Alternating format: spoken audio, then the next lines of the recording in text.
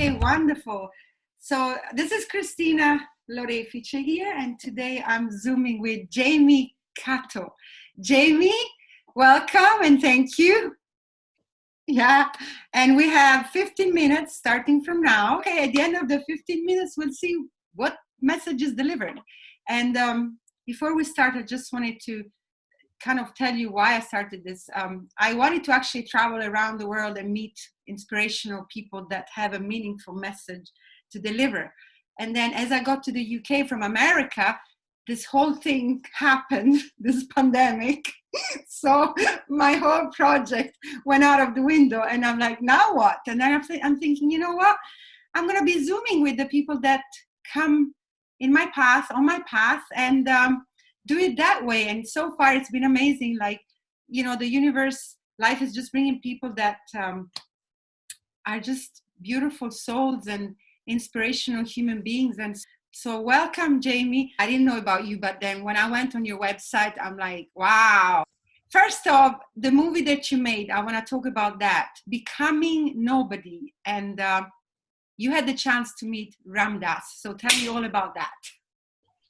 Well, I not much to tell. You know, he was the first thing that when I heard him in my 20s, heard one of his cassettes, it really resonated with me because, you know, it was so unpretentious and funny and human and not teaching from on high, you know.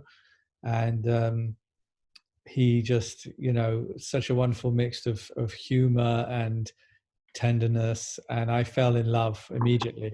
And so that became the first firing of the arrow for me into sort of this kind of area of self-development.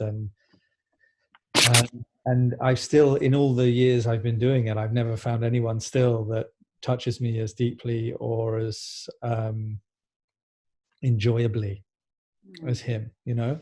So I invited him to be in our One Giant Leap films and to be, you know, stayed in contact with him. And then, yeah, I just felt in the last 10 years when I knew he was getting old, I was like, wow, no one had ever really made the definitive Ram Dass film, you know, the greatest hits. Wow. So that, you know, you can go and see it and get the real hit from how great he is. You know, his other films are great, but none of them are funny and juicy. And, you know, they didn't quite get across about him what I loved so much. So I asked the foundation and him if they would be willing, and they said yes. And so we made Becoming Nobody.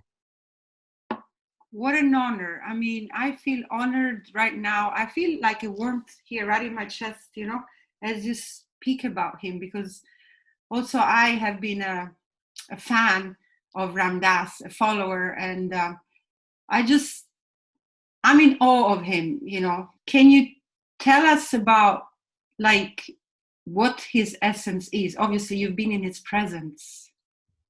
Well, he distilled all his life's teaching at the end of his life to the 4 words, I am loving awareness.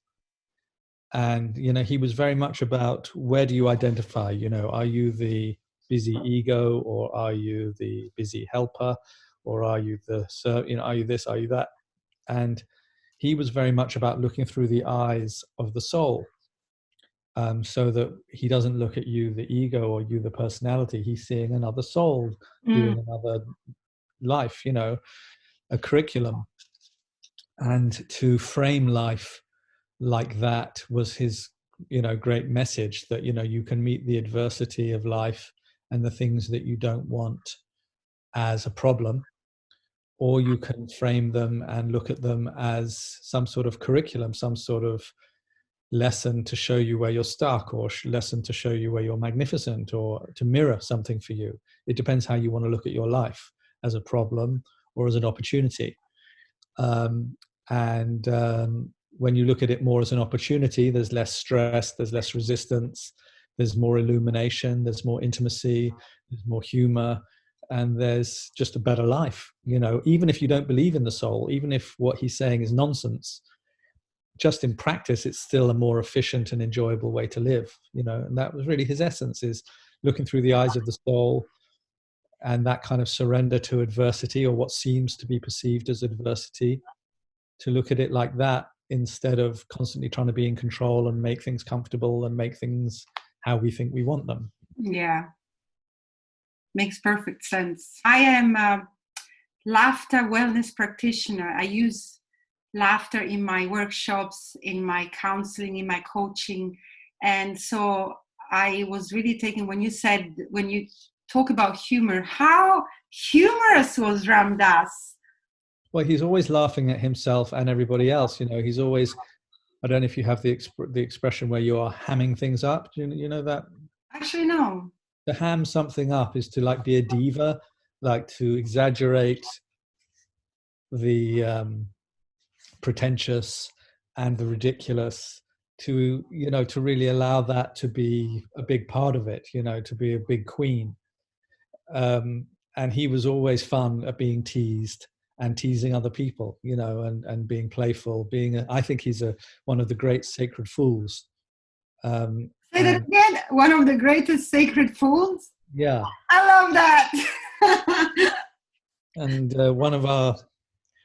we have a thing called the Academy of the Sacred Fool, which is a lot of how we do our online stuff, is, that attitude of tripping over your heartstrings, spilling the wine, being fallible, being ridiculous, not just being something that the idea that holy means serious and serene, popping the bubble of that over and over again, and saying things which are not holy so that people go, Christ, allowing all the dimension and the mess of being a human, is something we feel passionate about over here.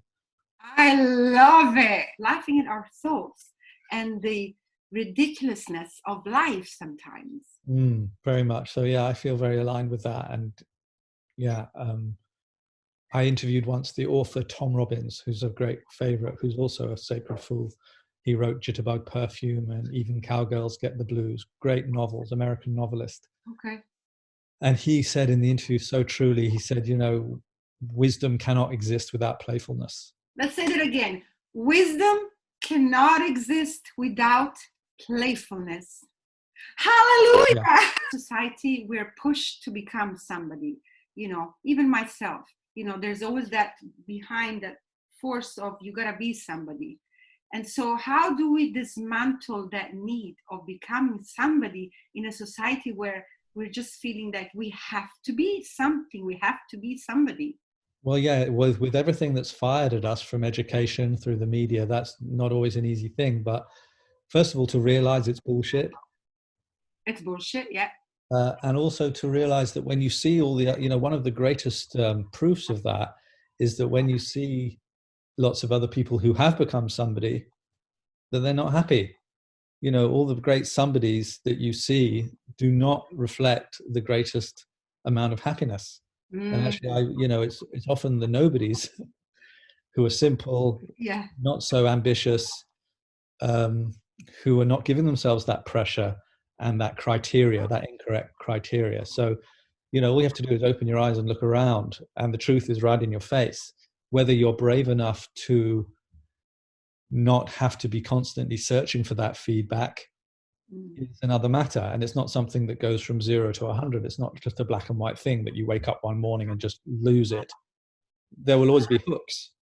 And if you're aware of how your body feels on the inside and you're aware of your thoughts a little bit, then when you notice yourself getting hooked, you can go, a hook, and choose to not be hooked. Yeah. But, you have to have that be a ninja black belt noticer, and cultivate that part of you that's watching, not just the part of you that's involved in the melodrama.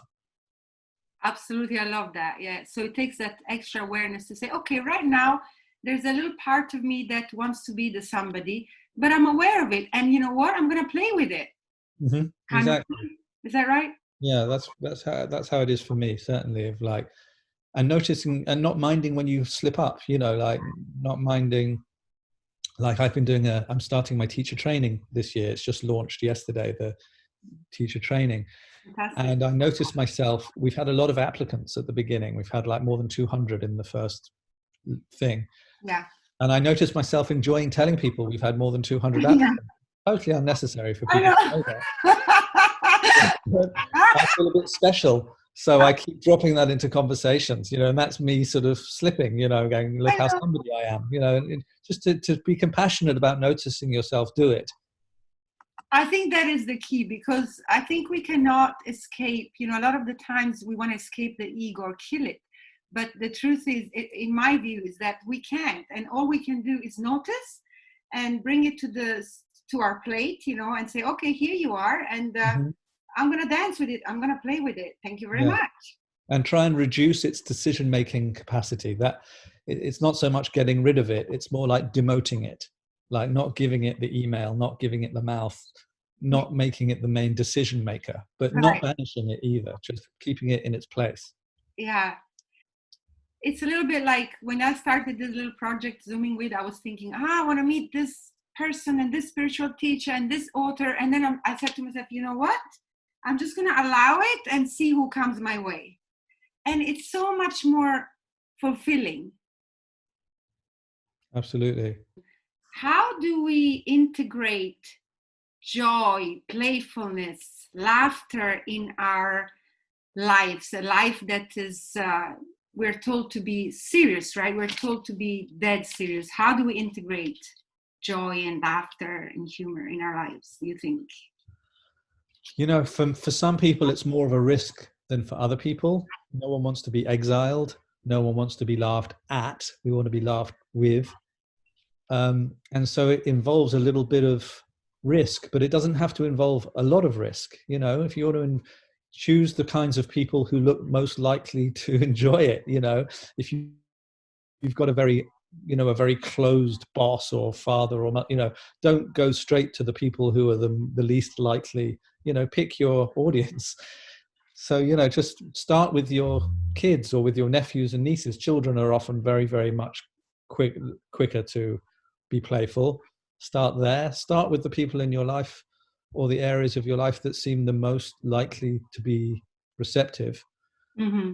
And then the braver you feel, the more you can stretch into riskier, if you're feeling risky, you know, mucking around with people who are more serious. But it's more about the self-permission, you know, to realize that we all adopted a edited version of ourselves to not be exiled and pushed away. We had to fit in with the model that we were given when we were growing up. And if that was a serious model, there is always going to feel a risk to break from that model that felt safe.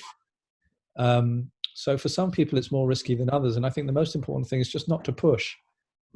I'm a big believer in low-hanging fruit when it comes to evolution, not pushing, you know, just very gently, just do the first little thing, you know, not to have to make it a big, I'm black and white, this or that, 100%, I'm jumping into the playfulness. No, just do a little thing, you know, little steps, and not to have, and be patient, you know, not to have some great big agenda where you can set yourself up for failure.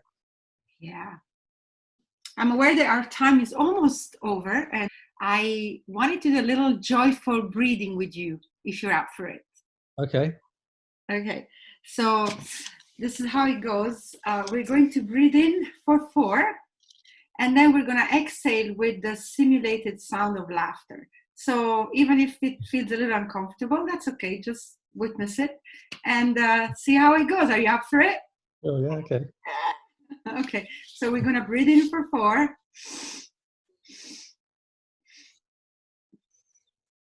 And you stay there and exhale through laughter.